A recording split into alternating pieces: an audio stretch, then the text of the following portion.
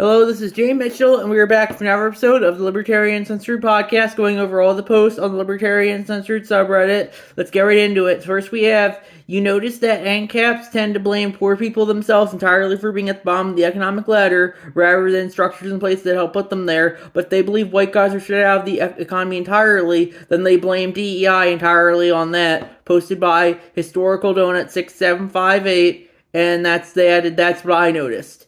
And personally, ultimately, I would say the libertarian position is, some people can be treated unfairly based on their circumstances, but, that's very much how the system is going to be structured, in any hierarchical system, which, humans are going to naturally develop. Some people are going to be treated badly based off they may be treated badly based off their economic status or their race. And sometimes, if you want to be for or against that and note that it's happening, I think you should be able to. But ultimately, I think the libertarian position is, ultimately each person's going to advocate for their own self-interest, and I think that's important to remember as well. If you're poor, you're going to advocate for poor people. If you're white, you're gonna naturally advocate for more white people, unless you're one of the woke leftist white people. And yeah, that's my thoughts on that issue.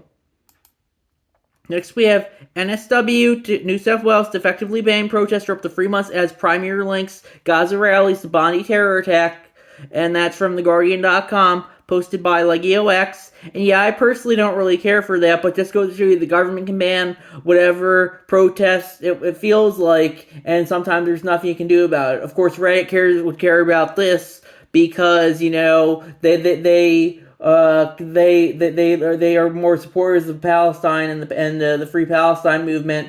But if the government was doing this against the outgroup, Reddit would think it's the greatest thing ever. Just look at Canada and the Freedom Convoy back in 2022. Reddit wanted all those guys arrested and shut down for protesting in their trucks because they were protesting against the COVID and the COVID vaccines. And that's something that Reddit, the TV told them to like, so they liked it. Reddit will follow whatever the TV tells them to, pretty much. Reddit's very much the new TV in that regard. It's very much the social media that's very much run by the legacy media. You can tell because as I've noted in the past, a lot of the legacy media outlets like NBC News or CNN or the Washington Post, they have accounts on Reddit which a lot of them, which increasingly they use to spew their narratives. I remember recently I was looking at the Pics subreddit, and they had they had a picture of them putting up the Donald Trump's name on the Kennedy Center, and of course it was posted by NBC News, and that makes you think that why are they posting that? Because they they are very much the ones who seek to control the narrative and get people outraged about whatever the current outrage of the week is, especially in regards to whatever stupid shit Trump's doing. And that's my thoughts on that issue. Next, we have Tax from Carrie Baldwin, posted by Gen Z Gingy, and that's the picture from Donald Trump's cameo in Home Alone 2, but Donald Trump's redacted like the Epstein file, like all the redactions in the Epstein files, and I guess that's kind of funny. Personally, I think, even if the Epstein files were released completely unredacted, people still wouldn't be satisfied. They're not going to be satisfied unless they bring down all of those they hate. And even if they do that, ultimately, people will just move on to whatever the next thing is. And that's my thoughts on that issue. Next, we have how Fox's Outkick relentlessly targeted a Michigan teen girl from uncloseted media from open.substack.com, posted by Knee Concussions. And yeah, I did a post relating to this on the Libertarian Party USA subreddit. I said, what should qualify as harassment from a libertarian perspective? Recently, an old Reddit acquaintance of mine shared this article, and I linked to the article that they just shared, and added that they think they should be illegal for a media outlet to go after someone who's a minor. Personally, I think something that goes against freedom of speech, and also conveniently ignores that the legacy media went after Kyle Rittenhouse, who was a minor at the time, for simply defending himself. Regardless, it does bring up the question of what qualifies as harassment, what should be done about it. Like with pretty much every definition, harassment is something that tends to be subjective rather rather than objective. If those in positions of power want to, they can censor whatever they want to. They can consider whatever they want to be as harassment. It sounds like something Trump would use as an excuse to outlaw all criticism of him. Ultimately, like everything else, people are going just about to justify and take whatever measures they feel necessary which they consider themselves to be harassed. But as a libertarian, I do personally believe that the state should not be involved unless someone is being physically harmed. And that's my thoughts on that issue. I don't think people should be harassing other people, but ultimately harassment is subjective, and it's one of the top ways people are using to justify censorship these days. And ultimately sometimes people are going to be mean and go after people who disagree with them, but sometimes you have to cope with that, and that's very much a libertarian position. If you think if you don't care for it, that's fine. If you think it goes into harassment and warrants self-defense, justify whatever you want to. But ultimately, I think as libertarians, we need to support freedom of speech as much as possible, and that's my thoughts on that issue. And next we have at least 16 files have disappeared from the DOJ webpage for documents related to Jeffrey Epstein from APnews.com, posted by Donald Key. And that's a cross post from the technology subreddit.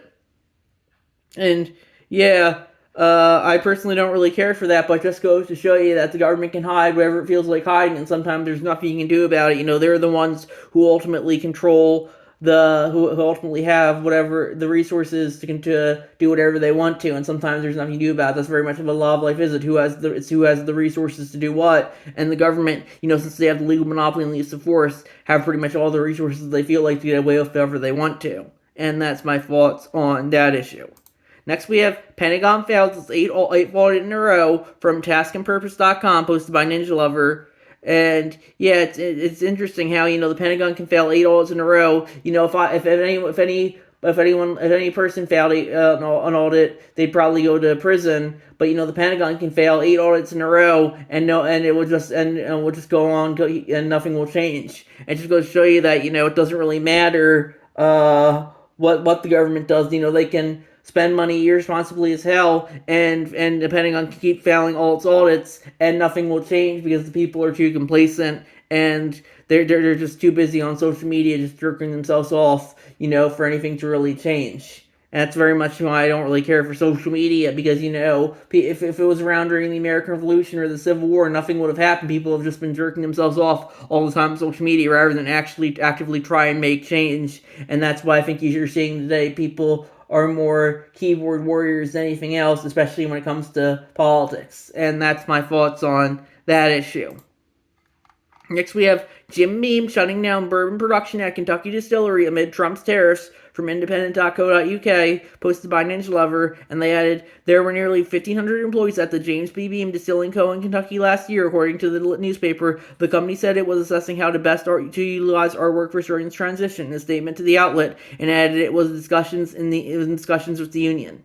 And yeah, personally, I think, if Jim Beam wants to shut down Kentucky bourbon production because of tariffs or all that, I think they should be able to. But with that being said, Reddit, it looks like they're renovating the facility and continuing production at there are 2 other sites. But, Reddit, they're all obviously going to spin anything to be anti-Trump, even if it's not necessarily his fault. And, personally, I don't really care for the tariffs. I do think, they might be play a role here, but of course, Reddit's gonna naturally spin anything to be anti-Trump, even if he's not the one doing it. Rite Aid just went bankrupt earlier this year, and that probably wasn't too much to do with Trump. But of course, Reddit would spin that to be anti-Trump as well. I think that's important to note. I don't really care for Trump, but Reddit's anti-Trump bias is definitely something that's important to note. It's always important to consider the bias of the sources you're using. It's pretty much like if you only got your Trump news from his Truth Social page, you might think he's the greatest president ever. But if you only got your Trump news from Reddit, you think he's literally worse than Hitler. And it's just gotta always be important to consider the bias of the sources you're using, especially when it comes to social media. Then we have The Art of Organizing, 18 Tips from a Veteran Union Organizer from LaborNotes.org, posted by Goran Person 777. And yeah, personally, I think, if people want to form a union, I think they should be able to. But, ultimately, unions are just another form of collectivism. And I think the libertarian position should be focused more on individualism than collectivism. And that's my thoughts on that issue.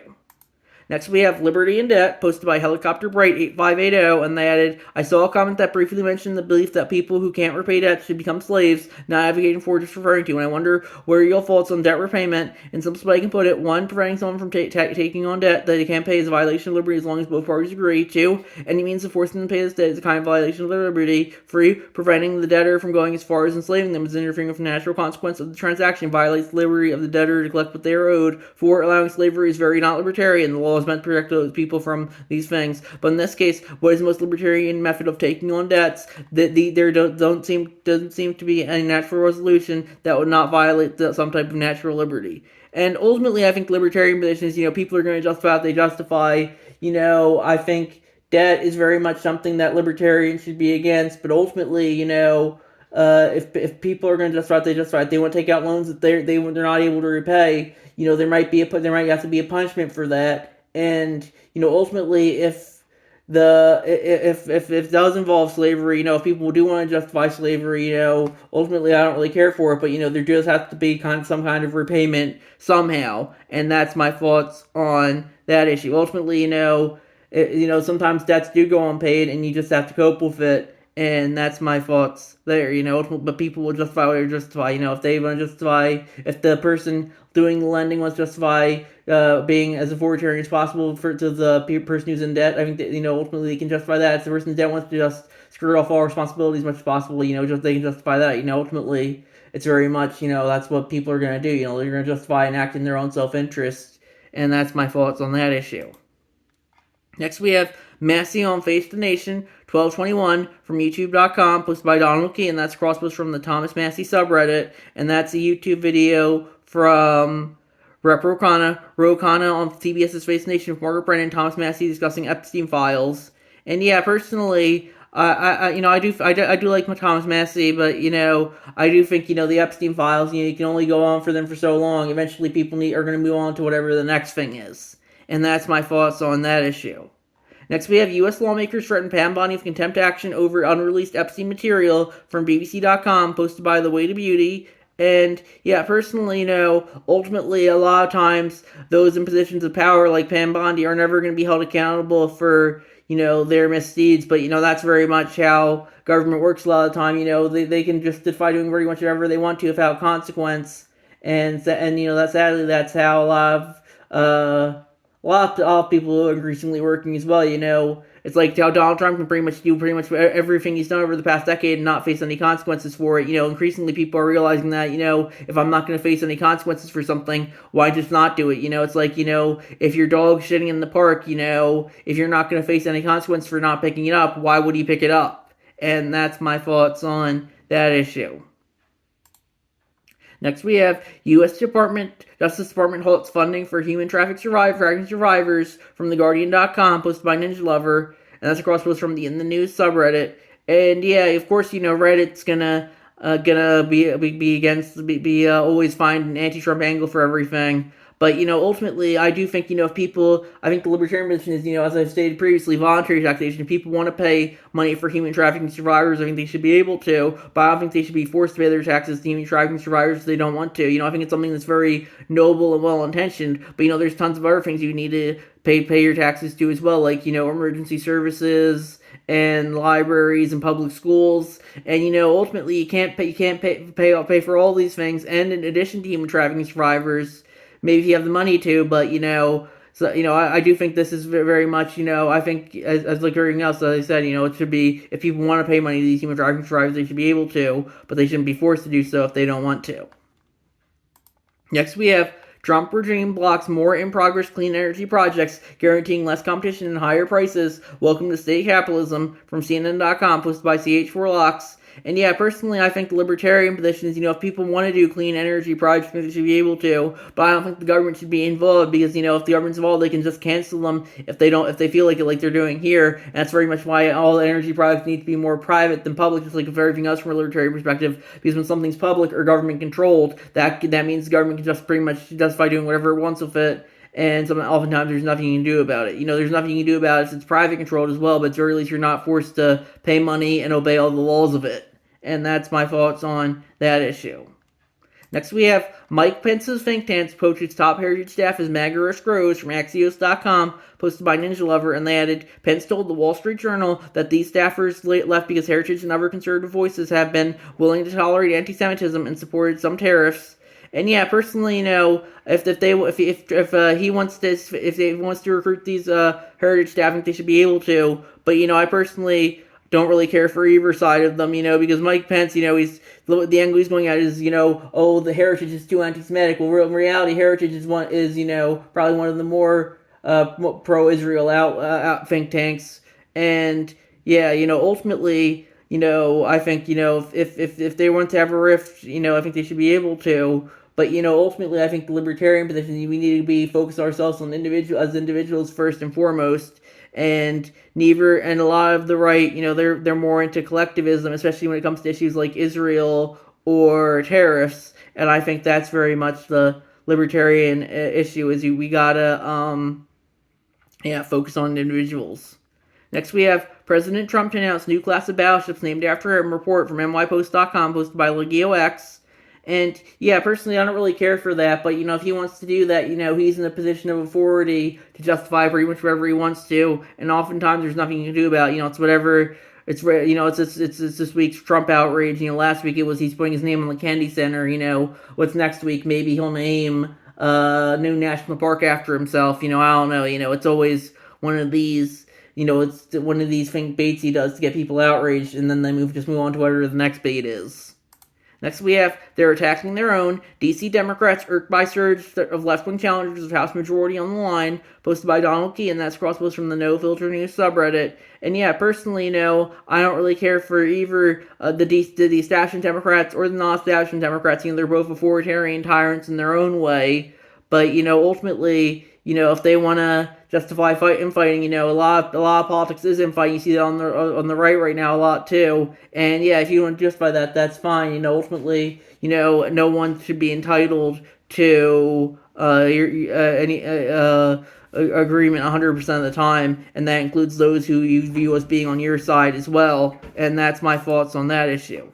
Next, we have Government block 60-minute CCOT segment leaked, posted by CH4Locks, and that's crosspost from the White People Twitter subreddit. And that looks like a tweet from Mueller. She wrote, breaking, watch the full 60-minute CCOT segment here. This was sent to me anonymously. It appears to be the segment CBS's Barry White killed, and then they linked to an article about it on their website. And yeah, I personally don't really care for that. But the legacy media has been controlled by pretty much by the Democrats for years, and suddenly the Republicans start gaining control of the legacy media, and it's the worst thing ever.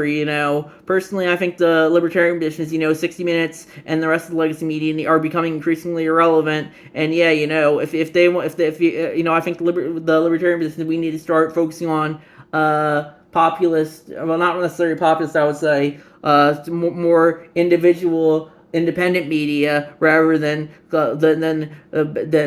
historically dominant legacy media, because they're just going to throw narratives at you. It's like 60 Minutes is always going to throw whatever the DNC narrative is at you, and that's very much why I think it's time to stop caring about. If they want to make a segment that if they do on air a segment that says CCOT bad, I don't think it really matters. Everyone pretty much has their opinions on CCOT already, and I think it's very much how we should focus on the issues. Ultimately, we need more reporting on it that from independent sources rather than legacy media, who's obviously going to spin it very much one way. And that's my thoughts on that issue. Next, we have Donald Trump announces the creation of 2 Trump-class battleships, with more being developed soon. What a very great use of taxpayer money, posted by Ragnarok XG, and that's crosspost from the inflation subreddit. And yeah, this is just Reddit falling for Trump's bait again. They'll fall for whatever the next bait is too, and that's my thoughts on that issue. Next, we have some Epstein files can be unredacted from drive.google.com, and that's posted from Donald Key, and that's crosspost from the law subreddit. And yeah, personally, if you want to see if you can unredact the files, do it just by doing whatever you want to. I really don't care. But as I've stated previously, it doesn't matter even if the Epstein files were released completely unredacted, people still wouldn't be satisfied. It's so built up at this point, they can only really be underwhelming. And that's my thoughts on that issue. So I think we're gonna wrap it up there. I'll see you guys in the next episode. Bye.